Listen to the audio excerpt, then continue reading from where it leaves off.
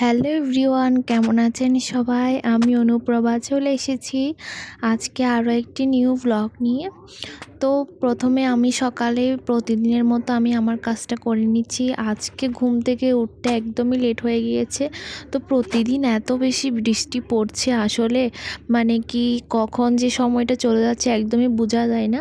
তো সকালে তো একদমই বুঝতে পারি না যে কয়টা বাজে। তো কখনো দেখা যায় কি 8:30, কখনো দেখা যায় কি 9টা, এমনই হয়। তো আজকে উঠতে উঠতে প্রায় 8টারও বেশি বেজে গিয়েছিল, 8টারও অনেক বেশি।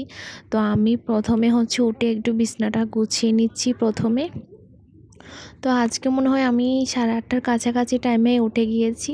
তো দেখো বাইরে কিন্তু একদমই বোঝা যাচ্ছে না, যেহেতু কয়েকদিন ধরে এত বেশি বৃষ্টি পড়ছে। তো একদমই অন্ধকার হয়ে থাকে সারাটা দিন।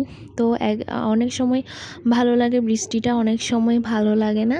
তো এখানে আমি এখন সব কিছু গুছিয়ে নিব। তো আর এই বেডশিটটা কিন্তু আমার অনেক বেশি ফেভারিট, যার কারণে একদমই তুলতে মন চায় না। তো যেহেতু সপ্তাহে একবার করে ধুয়ে দিই, তো ফ্রাইডে যেহেতু ধোয়ার দিন, তো আজকে লাস্ট বিছিয়ে দিচ্ছি, যেহেতু কালকে তুলে ফেলবো। তো আর এটার সাথে আমার বালিশের কভারের ম্যাচিং নেই, কারণ এই বালিশের কভারটা একটা হারিয়ে গিয়েছে, যার কারণে আর বিছানো হয়নি আর আরেকটাটা। তো একবার শুকো দিতে গিয়ে পরে আর খুঁজে পাইনি, তো তার কারণেই। তো এখন আমি বিছনাটা সুন্দরভাবে চারিপাশ থেকে গুছিয়ে নিচ্ছি। আসলে আমার বিছনাটা গুছাতে একটু সময়ই লাগে বলা যায়। তো এটা না গুছালে আমার সারাদিন মন একদমই ভালো লাগে না। আসলে আজ একদম প্রথমে সকালে উঠে বিছনা গুছানোটাই আমার প্রথম কাজ। তো এটা দেখো আমি খুব সুন্দরভাবে কিন্তু চারিপাশ থেকে গুছিয়ে একদম ভালোভাবে বিছিয়ে দিয়েছি। তো ফাইনালি আমি বেডশিটটা খুব ভালোভাবে বিছিয়ে দিয়েছি। এবার আমি এখন বালিশের কভারগুলো দিয়ে দিব। বালিশের কভার না, সরি, বালিশগুলো। তো যারা আমার ভিডিওটা দেখা শুরু করছো, তো তোমরা প্রতিদিনের মতো আমার অনুরোধ যে একটা লাইক দিয়ে আমার ভিডিওটা দেখা শুরু করো আর পুরো ভিডিও জুড়েই থেকো। তো এখানে আবার আমি বালিশগুলো দিয়ে দিয়েছি, এখন খাতাটাও বিছিয়ে দেব। তো এখানে মোটামুটি আমার বিছনা গুছানোটা একদমই কমপ্লিট হয়ে গিয়েছে। এবার আবার আমার ড্রেসিং টেবিলটা একটু এলোমেলো হয়ে আছে, ওটা একটু সাজিয়ে রাখবো। তো আসলে কিছুদিন ধরে এটা পরিষ্কার করব ভেবে মানে বলে আর করা হয় না। আমি আসলে অনেক অলস একটা মেয়ে বলা যায়। তো এটা আমি এবার একটু ভালোভাবে গুছিয়ে নিচ্ছিলাম সব কিছু সুন্দর করে। তো আমার ফাইনালি এটাও গুছানো কমপ্লিট। আর এখন সব কিছু ক্লিন করে একটু ঝাড়টা যা দেওয়ার আছে সব কিছু দিয়ে আমি এখন নাস্তাটাও করে নেব। তো এখানে দেখো ওষুধের বোতলগুলোও বসিয়ে দিয়েছি, আর এদিকে ওষুধের কৌটোটাও রেখে দিয়েছি খুব সুন্দরভাবে। তো এখন আমি আমার নাস্তাটা করে নেব। আর দেখো এখন কয়টা বাজে, এখন 8টা 34। তো আমি ঘুম থেকে উঠেছি মেবি 8টা 18 নয়তো 19-এ। তো এর মধ্যে আমি এগুলো সব কমপ্লিট করে নিয়েছি। আর বাইরের ওয়েদারটা দেখো, একদমই মেঘলা, একদমই মেঘ ধরে আছে। তবে কয়েকদিন ধরে অনেক বেশি বৃষ্টি হচ্ছে। তোমাদের কার কার ওখানে বৃষ্টি হচ্ছে অবশ্যই জানিয়ে যেও কমেন্টে। তো এরই মধ্যে আমি আমার নাস্তাটাও কমপ্লিট করে নিয়েছি। এবার রান্নার প্রিপারেশন। এখানে দেখো পুঁই শাক রয়েছে। তো পুঁই শাকগুলো মাত্রই আনা হয়েছিল, তাই এগুলো এভাবে যেহেতু এগুলো ভিজা, তো এগুলো এভাবে শুকাতে হয়েছে। আর আজকে এগুলো রান্না করব না, আজকে রান্না করব একটা মিষ্টি কুমড়োর শাক।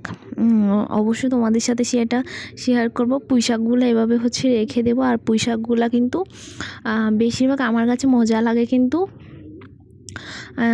ইচা শুটকি দিয়ে, তারপর শুটকি মাছের দিয়েও মজা লাগে পুঁই শাক আমার। তারপর ইলিশা মাছের মাথা দিয়ে। তো এখানে আছে কুমড়োর শাক। আমি আজকে কুমড়োর শাকটাই রান্না করব। তো তোমাদের সাথে অবশ্যই শেয়ার করব কুমড়োর শাক রান্নাটা। তো এখানে এগুলো আমি এখন ধুয়ে নেব কুমড়ো শাকগুলা। তো এখানে শাকগুলা এভাবেই কেটে নেওয়া হয়েছে। আর দেখো ফাইনালি এগুলো আমি খুব ভালোভাবে ধুয়ে নিয়েছি। কুমড়োর শাকে অনেক বেশি বালি থাকে, তো আমি এগুলো খুব ভালোভাবে ধুয়ে নিয়েছি। তো একটু চিংড়ি মাছও দিব সাথে। তো দেখো ফ্রিজ থেকে চিংড়ি মাছ বার করেছি, আর একদমই সকালে বার করতে ভুলে গিয়েছি, যার কারণে এখনও বরফ বরফ রয়ে গিয়েছে।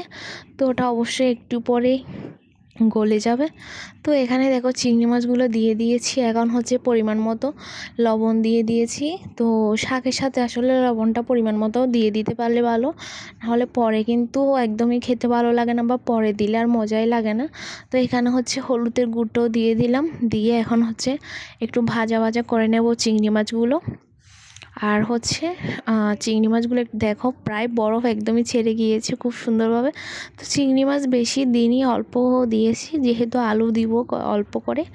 তো এখানে হচ্ছে চিংড়ি মাছটা দিয়ে দিয়েছি, পরে আরও দুটো দিয়েছি, বাড়িয়ে দিয়েছি, কারণ আমার কাছে কমই লাগছিলো। আসলে চিংড়ি মাছ দেওয়ার কোনো কথাই ছিল না, পরে ভাবলাম একটু চিংড়ি মাছ দিই, তাহলে খেতে একটু বেশি মজা লাগবে। তো এরপর হচ্ছে আমি এখানে কুমড়োর শাকগুলো দিয়ে দিয়েছি, কুমড়ো শাক সবই দিয়ে দিয়েছি সুন্দরভাবে। আর অনেকটা পরিমাণ কাঁচামরিচও দিব কুমড়ো শাকের সাথে, কারণ কুমড়ো শাকের সাথে একটু ঝাল ঝাল না হলে ভালো লাগে না কুমড়ো শাক খেতে। তো এগুলো আমি সব কিছু খুব ভালোভাবে মিক্স করে নিচ্ছি চিংড়ি মাছের সাথে, সব কিছু ভালোভাবে একটু মিক্স করে নিচ্ছি। আর এখন ঢাকনা দিয়ে দেব। তো এখানে হচ্ছে কিছু আলু রয়েছে, আলুগুলো দিয়ে দেব এখানে। আর এখানে অনেকগুলো কাঁচামরিচও দিয়ে দেওয়া হয়েছিল। তো এখন হচ্ছে আমি আলু দিয়ে আবারও ভালোভাবে ঢাকনা দিয়ে নেব, কারণ কুমড়ো শাক হতে একটু সিদ্ধ, কুমড়ো শাক হতে একটু সময় লাগে। এরপর হচ্ছে আমি বাগার দেব। তো এখানে দেখো রসুন দিয়েছি, পরে এটা বাগারও দিয়ে দিয়েছি। তো হচ্ছে আজকের হচ্ছে কুমড়ো শাকের রান্নাটা কেমন হয়েছে অবশ্যই জানিও। আরও রান্না করেছি, কিন্তু শেয়ার করা হয়নি। ডাল রান্না করেছি, তারপর আবারও ভর্তা করেছিলাম একটা, আর হচ্ছে শুটকির তরকারি কাঁঠালের বিচি দিয়ে। তো আজকের মেনু দেখো, এটা হচ্ছে বরবটি ভর্তা, এখানে আছে তরকারিগুলো হচ্ছে এখন খাওয়া দাওয়া করব, তার জন্য বাটিতে নিয়ে নিয়েছি কাঁঠালের বিচি দিয়ে শুটকি, আর এদিকে হচ্ছে মুসুর ডাল। তো ওইগুলো হচ্ছে আজকের দুপুরের লাঞ্চের মেনু। আর কাঁঠালের রেসিপিটা কিন্তু অনেক বেশি মজা হয়েছিল, কাঁঠাল রান্নাটা। আর ডাল তো আমার সবসময়ই ফেভারিট একটা খাবার। ডালের সাথে কোনো কিছুই আমার হচ্ছে, ডালের সাথে একটু ভর্তা হলে আর কোনো কিছুই লাগে না আমার। তো ফাইনালি আজকের ভিডিওটা আমি হচ্ছে শেষ করব এখানেই। তোমরা সবাই ভালো থেকো, আর দেখো বাইরের ওয়েদারটা। তো এতদিন ধরে অনেক বেশি বৃষ্টি পড়ছে। তো আজকের ভিডিওটা শেষ করছি, ভালো থেকো, দেখা হবে নেক্সট ব্লগে।